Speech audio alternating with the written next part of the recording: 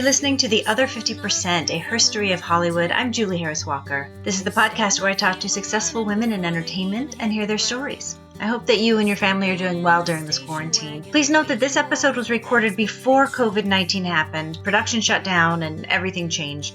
And it brings up a lot of questions like, where do we go from here? Well, on the Catch a Break podcast, we're going to address all these questions being brought up as this industry figures out how to go back to work in a world where everything is different by doing a series of live podcast recordings with videos starting May 28th and running every Thursday for 4 weeks at 1 o'clock Pacific time. Go to catchabreakpodcast.com and click on the live COVID-19 speaker series page, and we will send you the links to join us for those very timely conversations. For this episode of The Other 50%, I got to speak with Courtney Hope Therond. Courtney is an award-winning director whose films feature an unapologetically female perspective. She has screened short films at several film festivals, and her latest short, Rehearsal, which tackles the gray areas of consent, premiered online on Short of the Week and received a Vimeo Staff Pick after playing over a dozen festivals internationally. And if you're in Oxford, you can catch it this weekend. Her film, The Dress You Have On, won multiple awards, including 2 jury prizes, and is distributed by Revry TV and Seed and Spark. Courtney's digital series Comedic Timing was recently acquired by WhoHaHa, and the screenplay for her digital series Between Us Girls was a finalist at Austin Film Festival. She's a fellow Violet, graduate of NYU, and was a Cinereach Film Fellow. And after 4 years in France, she now directs narrative and branded content in LA and is currently developing her first feature film. You can find us at theother50%.com for added features, photos, show notes, and the merchandise. You can also listen on Apple Podcasts and all the podcast places. Okay, here's my conversation with Courtney Hope Therond. Have a listen. What do you do? I direct and write, and as my day job, I first AD. Oh, you do all the things. All the things, yeah. That's great. Mm-hmm. Okay, are you from LA? No, I'm from the East Coast originally. Where? I grew up in Pennsylvania. And then tell me how you got from Pennsylvania to LA and in this business. I grew up doing a fair amount of theaters. My stepmother's really involved in the community theater. Were you acting? Yeah, acting and then stage managing and a little bit of directing, and then started an improv group. As you do. As you do, yeah. So always kind of liked running the show more than being the face of the show. Mm-hmm. And then I found photography in high school and loved photography.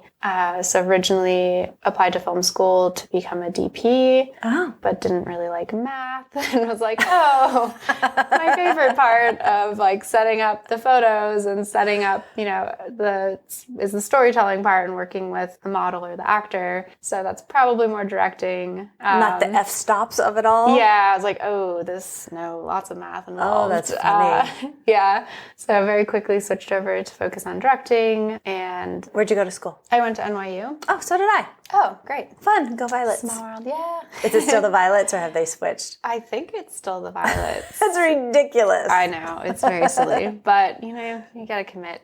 Exactly. That's funny. It's kind of like the shtick that we all love. Yeah. Yeah, I feel like they try to change it, but at the end of the day, it's like... I thought they went to Bobcat for a minute or something. They might, but we all know. It's much more funny to say go Violets. Yeah. Especially for the art school. It's like, of course. Of course.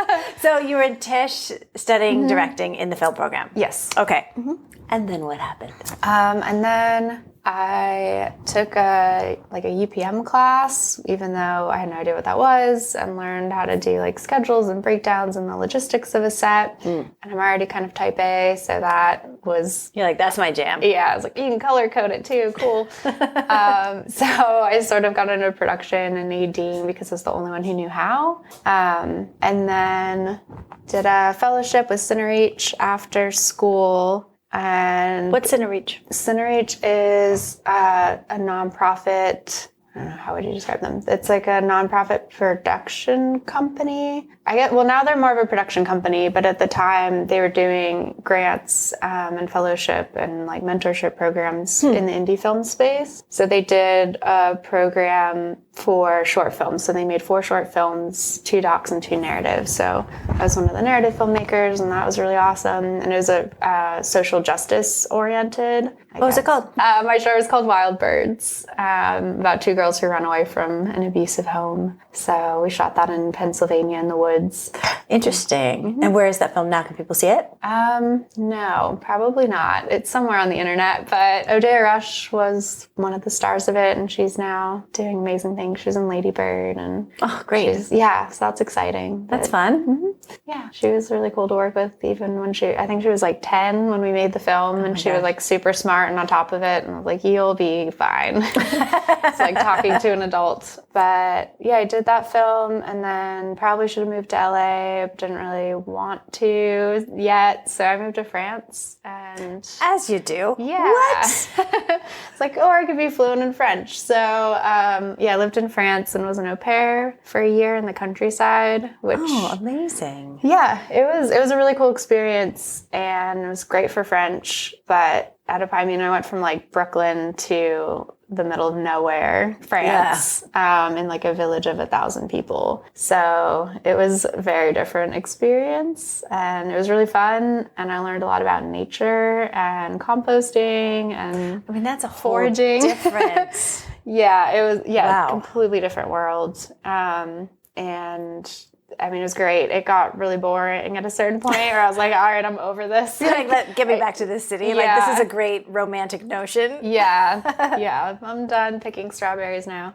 But yeah, it was a cool experience, and just there was a lot of time to think and sort of create there, which was nice. Did you write while you were there? I did, yeah. There was not much else to do. Like, started running, I was doing all kinds of things. And then I lived in Paris for a couple of years after that, before finally coming back to LA. Okay, so you lived in Paris for 2 years, is that what you just said? I lived in France for 4 years altogether. Okay, what were you doing in Paris? Freelancing. So I was ADing and editing and directing like little branded projects. And Hold on.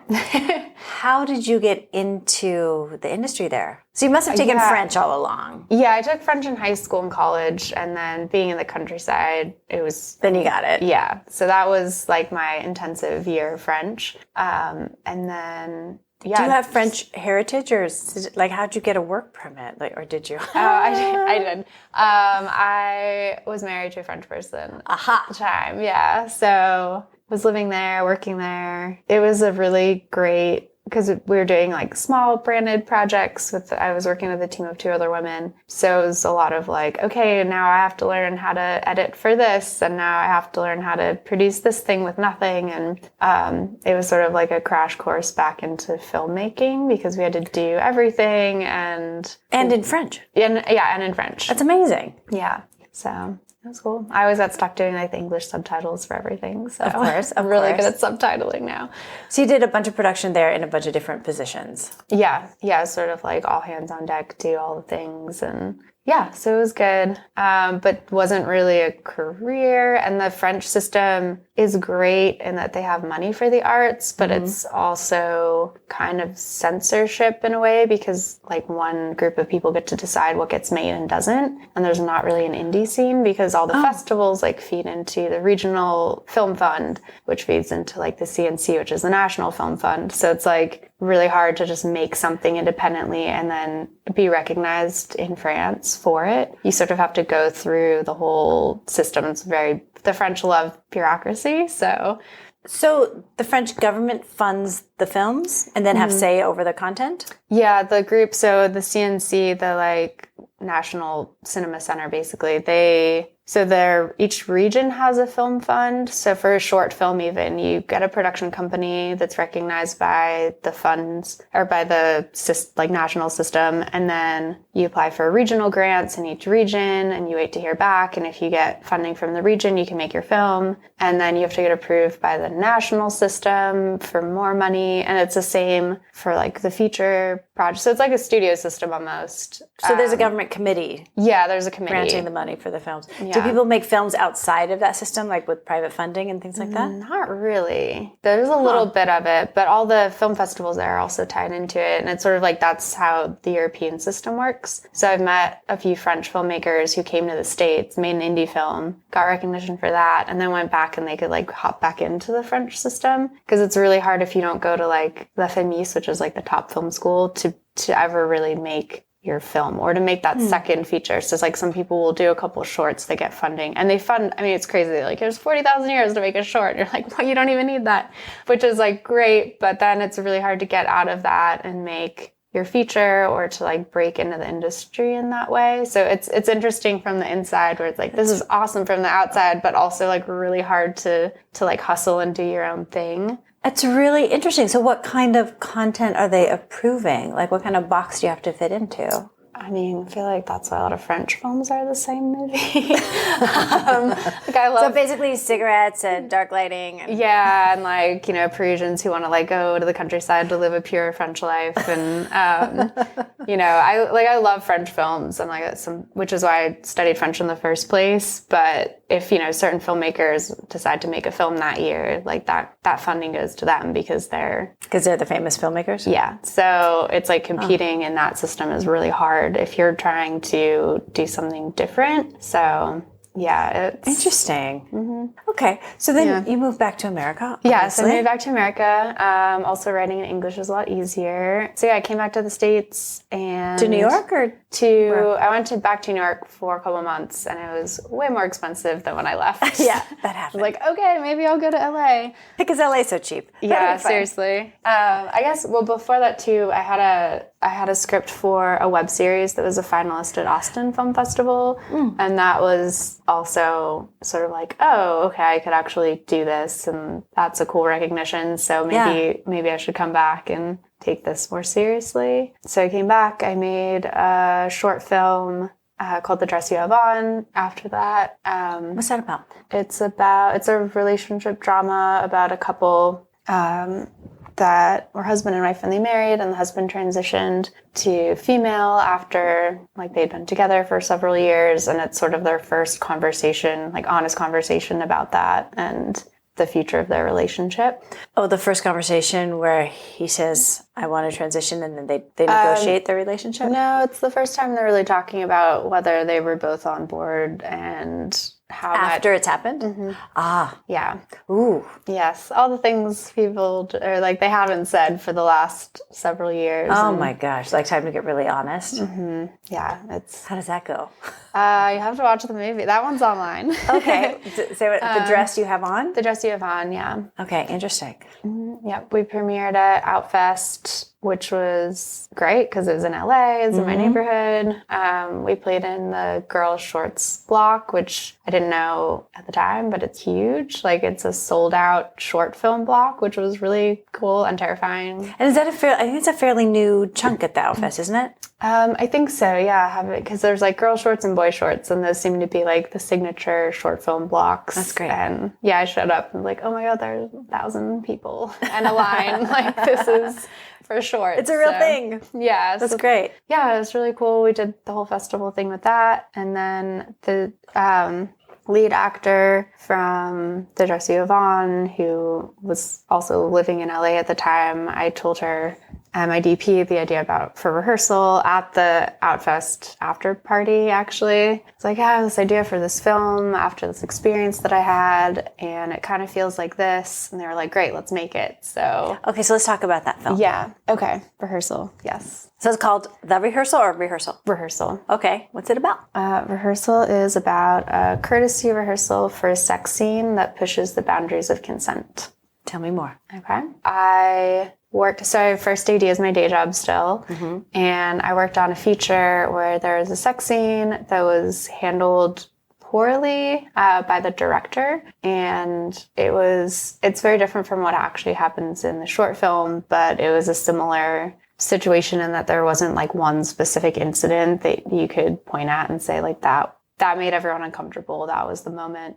But at the end of the day, everyone kind of walks away like, ew. Yeah, like it was just handled strangely and everyone was sort of uncomfortable, but there wasn't really it was hard to like express why or explain it. Like there's not an egregious moment where everyone can point to be like, that was a mistake. Yeah, exactly. And I feel like since making this film too, there's so much conversation around consent where that's an easier thing to talk about, to point at someone and be like, they did this and it was insane and it was terrible and we all agree. It's a lot easier when everyone's on the same page, but when it's the more subtle microaggressions, it's harder to be outraged in a public way. So I think a lot of those things like go unchecked. Well, it's easy to be gaslit about it too, I think. Oh, definitely. Yeah. What kind of projects are you working on as an AD?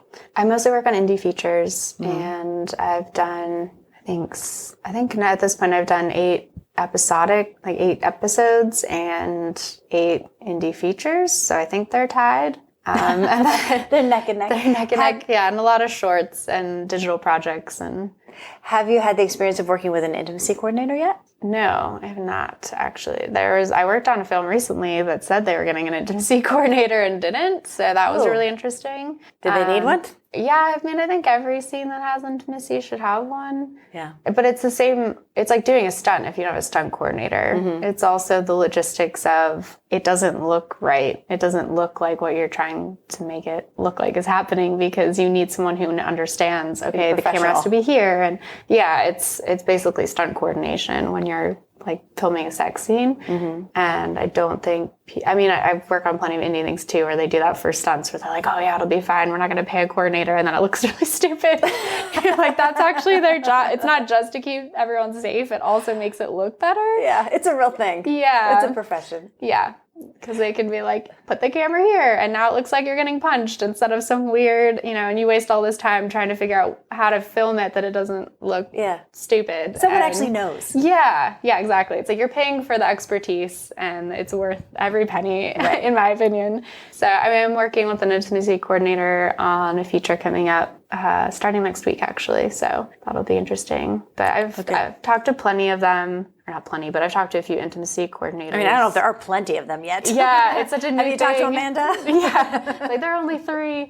But I know 2 intimacy coordinators have reached out to me and asked if they could use my film in their workshops when they're teaching. Great. Which is really nice. And a few people have reached out about using it to teach directing classes in film schools, which is kind of cool. Yeah. Yeah. Absolutely very validating of, I hit upon something here. Yeah. But I think it's easier to look at something that shows you very clearly, okay, this is what these microaggressions are. This is what it looks like when you're not actually asking a question. You're trying to get someone to just agree with you, or, so. Can you give an example? Like what one of those microaggressions might look like that changes kind of the trajectory or tone of a scene? Right.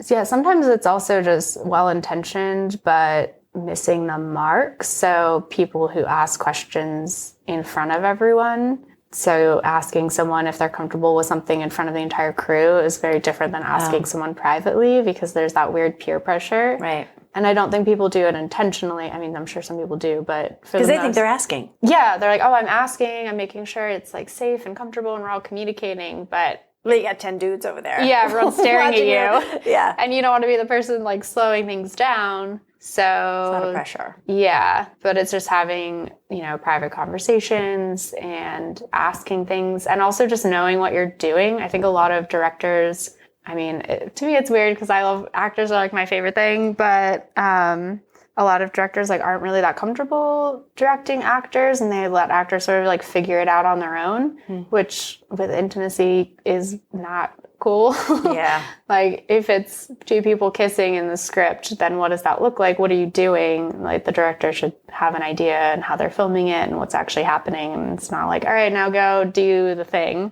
Like we're just going to roll and figure it out. It's like, that's not the actor's job is not to coordinate their own blocking and have those negotiations. There should be some kind of plan in place, but a lot of it's like, oh, like it's fine, it'll be fine, we'll just kind of do it, and then I don't have to talk about it because it's awkward. It's like, well, if it's awkward and you can't do it, then maybe don't direct those scenes. Yeah, exactly. Maybe we should talk about it. Yeah, or get an intimacy coordinator or someone who can sort of be the go-between, but you can't use your uncomfortability and like push it off on someone else.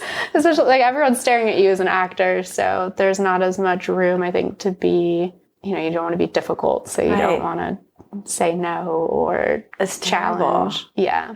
And it's so interesting to me that having talked to intimacy coordinators, just the way they can talk about the sex and the intimacy, like it's nothing. And the contrast between that when people are uncomfortable about it is so huge. Yeah. It matters.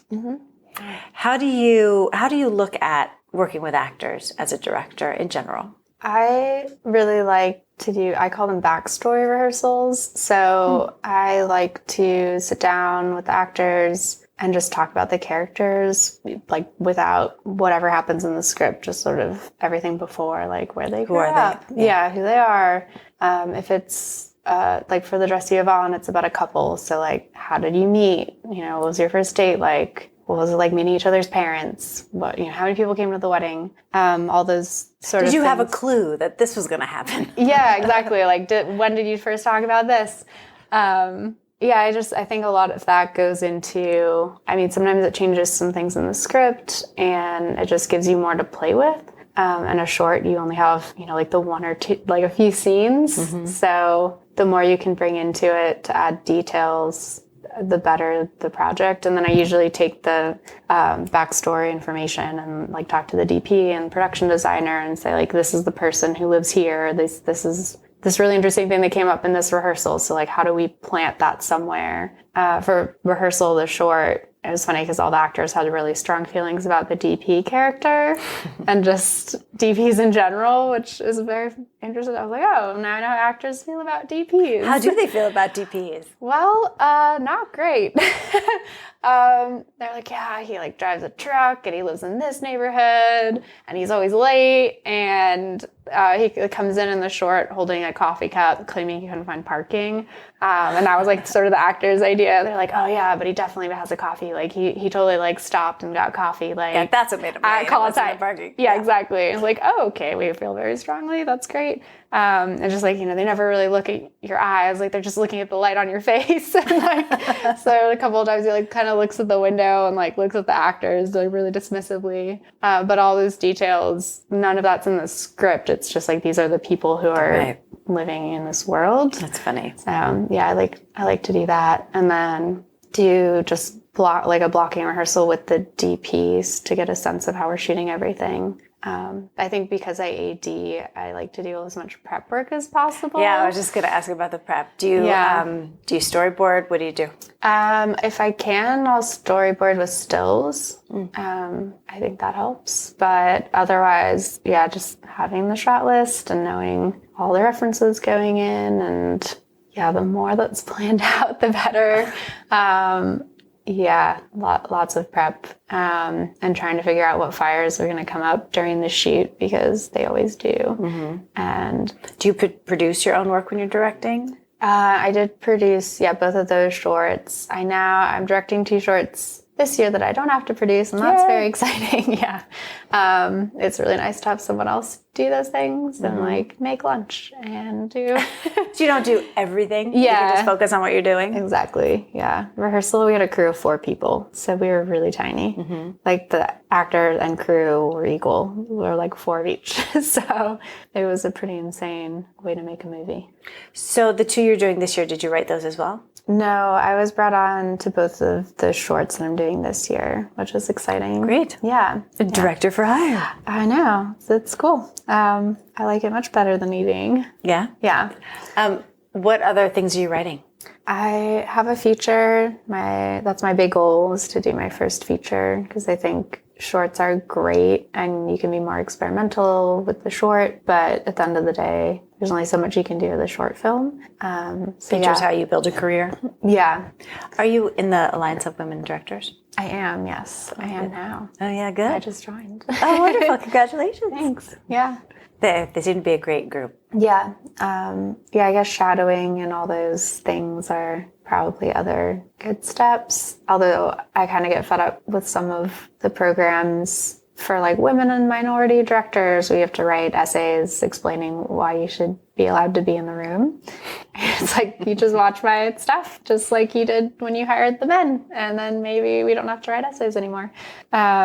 So I go back and forth and being like, it's really great that there are programs, but I really wish that the work spoke for itself and you didn't need I know, them. it's a bit of a, I have the same feeling about it. Like, it's how many more hoops do we have to jump through when the guy can just come out of school and get the job? Yeah. I've been saying lately, it's like instead of having women and minorities write essays every time they hire a white man to direct an episode, they should make him write a paper about like whether he should actually, like, if you deserve to direct the episode. And like, it's like, write a paper about how privilege got you to this point. Like, you should do have they to. ever have to write an essay? No, to they get never the have to job? write any essays. It's but so bizarre. That should be required. Yes. Like, you should have to prove, it's like, prove why you should get this job over everyone else. Over everyone else. Yeah. Yeah, it's amazing. Yeah. It's very silly. It's Because there's so much time too, like all the time you spend doing that, you could just make another thing. You could just be working. Yeah, you could just be writing dialogue instead of like, and that's why I want to direct. It's like, all right. Were you expecting all this, were you expecting, what's the word, resistance when you got into this? No, not really. I mean, I guess no one was really talking about it until recently.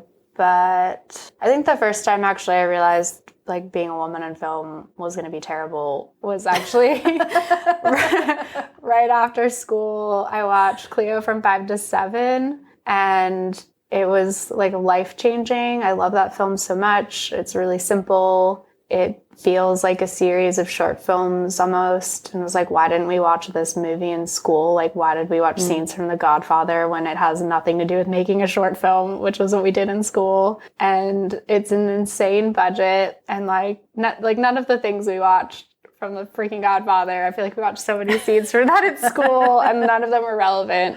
And then there's this film, this like brilliant film by a female filmmaker that would have actually taught so much more. And then went back and realized I only saw one film that was made by a woman in my entire time at NYU. And it was an experimental Czech film. It was Daisies. So It's like, all right. I'm like, oh yeah. I mean, this is part of the problem, Yeah. right? Yeah. It's crazy. Like not a single film by a woman. And that was the first time that I really, like, I even realized it. So, because then you're like, are women not making films, or is there something wrong here with the canon in the curriculum? Yeah, definitely. So but it's a tricky thing too, because you want to see more films by women, but if women aren't allowed to make the films, then they don't have the films that are, in the canon. Like I do appreciate some, like I wasn't allowed to watch like TV or movies growing up, so I sort of discovered film in high school and would watch like kind of like the way you'd study literature. Like I watched things in order and in like German Expressionism and like the French New Wave. So I watched in an academic way. Yeah, exactly. Like a study in filmmaking. Okay, can I ask why you weren't allowed to watch television or films when you grew up? My parents wanted us to read and play outside, so. Okay, I didn't. Yeah, it wasn't like Pennsylvania. Were you Amish? Yeah, no, it was not Amish. Yeah, my parents were just like, go entertain yourselves. Like, only boring people are bored is what they would tell us. Okay. So it's like, go find something to do. So yeah, like when I got to film school, like I'd never seen Jaws. I'd never seen, like there's all I hadn't seen all the things. Yeah, so I don't have the same nostalgic relationship with a lot of American cinema that I do with like old French films, which is kind of weird because I'm not old enough to feel like nostalgic about things from the 60s that I never experienced. But yeah, they're just like a lot of those films are great, but then what if they had given some of the money for other women to make movies? Like all these stories that were sort of missing. It's unfortunate. And then you want to add more in, but you also, like, you shouldn't just be allowed in the door because you're a woman either. So there's like that, we're sort of at this weird impasse where it's like, give people opportunities and give people opportunities to fail so that we can get to a point where like, there are enough films that you can say like, okay, these are the 4 best of the, female canon filmmakers or whatever. But yeah, it's very tricky. It's complicated. It is. It's complicated and it's deep and it's historical and it's, it's all the things. What do you make of kind of the last 3 years? What has happened? It's good that we're talking about it. I mean, even when I made Rehearsal, that was It's someone wrote an article actually about like the James Franco situation and talked about Rehearsal about that. Just like there's a lot of there's subtle ways to be terrible, and we have to talk about that too because it starts with like those little microaggressions or like people just hugging you on set when like that's a workplace. I always am like, would you do this to the receptionist at an office? Like, Right. Would you go up and just like start rubbing your receptionist's shoulders? Like that would be really weird, right? It's like, why would you do it on set? Like it's a workplace. But people don't think about it that way a lot of times. And wasn't a lot of the complaint with him in acting class also? Yeah, at NYU. I'm glad people are talking about things, and I hope that it will change. Yeah, because you don't know. I'm just thinking back now as we're talking, like you don't know in the room what's acceptable and what isn't. And there are, I don't know if there's so many, but there are certainly acting teachers who are emotionally abusive and, the whole tear you down before I can build you up and make outrageous claims. And like, there's a lot of abuse, I think, that happens there just in general. Yeah. And then you just think of specific incidences where they do push people in a weird direction. And yeah. Actors get a lot of crazy. There's so much, even because aging for other things too, we're just like, no, like that's their job is to, like, not everyone's a method actor. But like very few people are method actors. So like, don't try to make your actors method. Like that's a personal choice. And like, that's their job. You're not in control of their process. Right. Like you wouldn't go in and like turn all the lights off and like just put on a lamp to like force your DP or your gaffer or whatever to like be method about lighting technique. You would be like, oh, we got to make it look the way I want it to look when they walk in the room. Yeah. Like that's insane. You would never do that. It's like, I don't get when people do that to actors. They're like, yeah, we're gonna like make them do the sex scene like on the first day because then it'll actually feel like it's awkward. And you're like, no, they're actors. Like they'll make it feel however it has to feel because it's their job. But like as humans, it's kind of rude and maybe don't do that on the first day. Like, don't trick them into stuff. Yeah, exactly. Everyone's trying to like trick actors all the time. I'm like, no, we're not doing that. I remember a horrible story about a kid actor whose parent, to prepare her for the scene, went in and said, your father and I are getting a divorce. So that the kid was a mess and then did the scene. And then afterwards was like, oh, just kidding. Yeah. Come on. Yeah. It's not necessary. It's a craft. Yeah. Mm-hmm. You don't have to abuse people. Yeah. Oh my God. Don't. Hey, we go down this rabbit hole all day long. Tell me, what advice do you have for women coming up?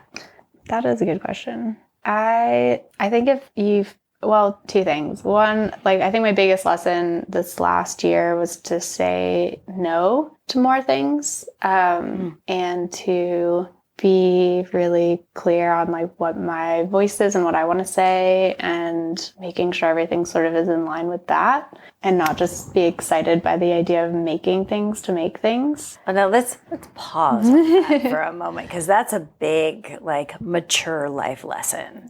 Really, right? Cool. To really choose this is what I'm hearing, choose how you're going to be in the world and what you're going to say, and not just chase after every job that presents itself. Yes. That's a very, like, deliberate way to make a career. I kind of love what I'm hearing. Great. How do you do that in the face of, here's a job? Yeah, it's hard.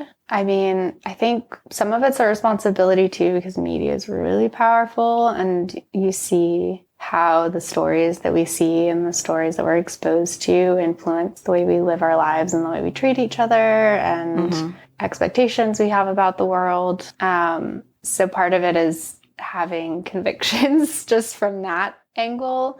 So are you saying like, no, I don't want to work on that project because that storyline is just kind of putting something gross out into the world? Yeah. Let me do something else. Yeah, that's part of it. And the other part is, I guess within that same thing, like what do you actually want to say? And how do you use the medium and find the people who are in line with those messages that you can create art with? I think one thing that came up when Rehearsal was on the festival circuit was just the idea of like you create art to create empathy. So if you're not creating empathy at the level where you're actually creating the art, what is the point? Like, why would you get everyone together in a room to take advantage of them? Whether it's like treating your crew badly or like treating your actors badly or, trying to do things that aren't safe or that are going to take, emotional advantage of someone. Like, why would you do that at the level where you're creating something that's its sole purpose is to not do that? I mean, like the irony of it. You got it all wrong. I'm just laughing because, like, of course you're right. And it is such an abusive industry to try to create art, to create empathy. Yeah, Like, it's crazy. Right. Yeah, it's insane. And the things that, I mean, even as an AD, I feel like I say I'm at the front line of like bad decision making. So I hear all these insane ideas or like, okay, well, what if we do this? Like, if you're just trying to find a loophole to do something not safe, then like that's not, just stop. We're not doing any of the things you're thinking.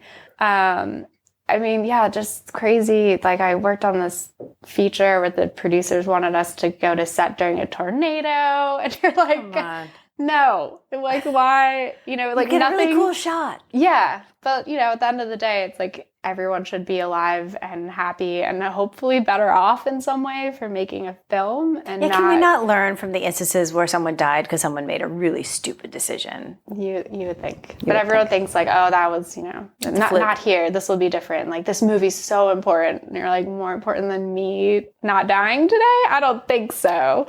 Yeah. Let's take a breath. Yeah. So I think that would be nice if people just understood that or respected that. But yeah, and then it's just having like the time and space and creative energy that you're not just constantly like there's this need to always make things or do things or feel like, because it's frustrating to be, I think especially trying to transition from like short films to doing like features or TV where you're like, I just have to be doing something, but not everything actually is helping move that forward. So yeah, just learning to be like, no, this doesn't align with the thing I'm trying to do, or like, no, this isn't worth the time or the energy, and trying to just like remember that. I mean, it's hard because sometimes still like be driving somewhere like, I have to do another thing. Like, I can't believe I don't have a thing in production. It's stressing me out. But also sometimes aren't you like, I got to pay my rent? Yeah. Yes. But do you find that when you say no to something like that, then a yes opens up somewhere else because you've given it the space? Yeah, I think so. Having the space is yes. This is my new philosophy, so we're gonna find out. Yeah, but it's just trying to keep sort of the bigger goals, because I think that's something that men are better at, or like taught to be better at too. So it's sort of adapting that. Like I feel like male people tend to have less.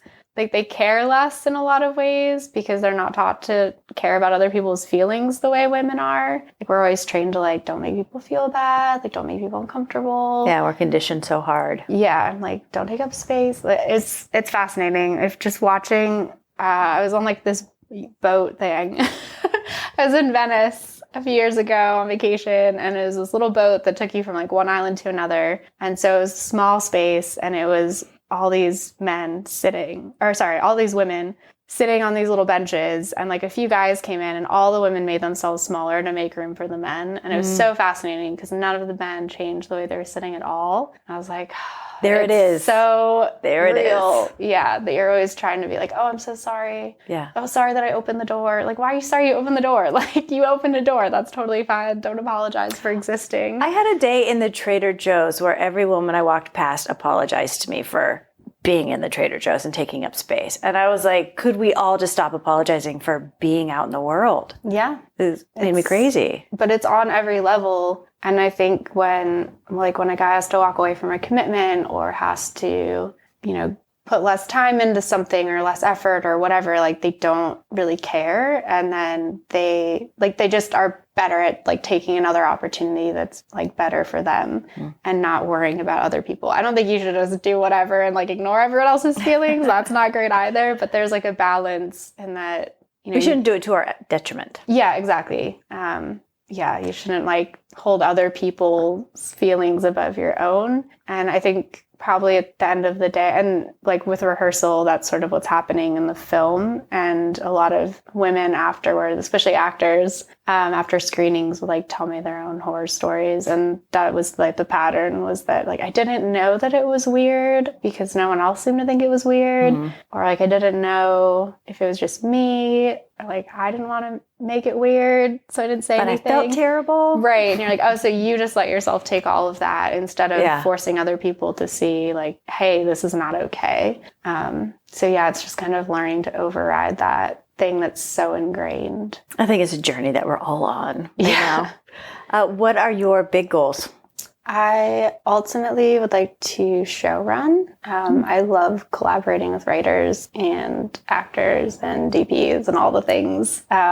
So that's my dream job, is to like create stories and see where, like, how much farther they can go when other people are on board. But in the meantime, I would love to direct for TV because I feel like it's the creative version of ADing. And are you applying to all those programs? Yeah. Reluctantly? Writing essays about why I deserve to be a person. So it's great. Trying to like, how do I copy paste this, but like make it sound different? And yeah, hopefully making my first feature this year or next. That's a big goal, because I feel like a lot of those programs too like want emerging voices, but emerging means like I've done 3 features and developed a show at HBO, and like, hold on, I'm sorry, who is this program helping? Like, I'm not sure. Right. Yeah. So, I mean, at the end of the day, I think you just have to create work that you care about. Like, I think if there's like a strong, if there's a will, there's a way, almost. Like Rehearsal, making that was so incredibly hard. Like, we had to take all my furniture apart because the studio apartment is in my living room. So like we rebuilt all my furniture. Like, I made lunch. I like slept on the floor in the hallway because my bed was like the set. It was crazy. Like, there were 4 labor of us. of love. Yeah, total labor of love. But the story was haunting me, and I was like, I have to do something with this. And it like paid off, and then it started in conversations, and people are using it as a tool. So it was worth it. And I think that's probably where more work should come from. And I think we'd have more interesting work if people just like had to get certain stories out and maybe some cakes. She whispered, remakes, we don't care. Yeah. Where can people find you? My website is Courtney Therond, THEROND.com. And my handle for all the things is also my name, Courtney Therond. So it's easy. Thank you so much for doing this. Yeah, thank you. You've been listening to The Other 50%, a herstory of Hollywood. I'm Julie Harris Walker. I'd like to thank Courtney Hope Therond for sharing her story. And special thanks to Jay Rowe, Danny Rosner, and Allison McQuaid for the music. Please find us on your favorite podcast provider and leave a review. And of course, on our website, theother50%.com, all spelled out, for added features, bios of our guests, and the merch. You can follow us on all the social media platforms. And now go to catchabreakpodcast.com and register for our live speaker series about COVID-19. Thanks for listening. See you next time.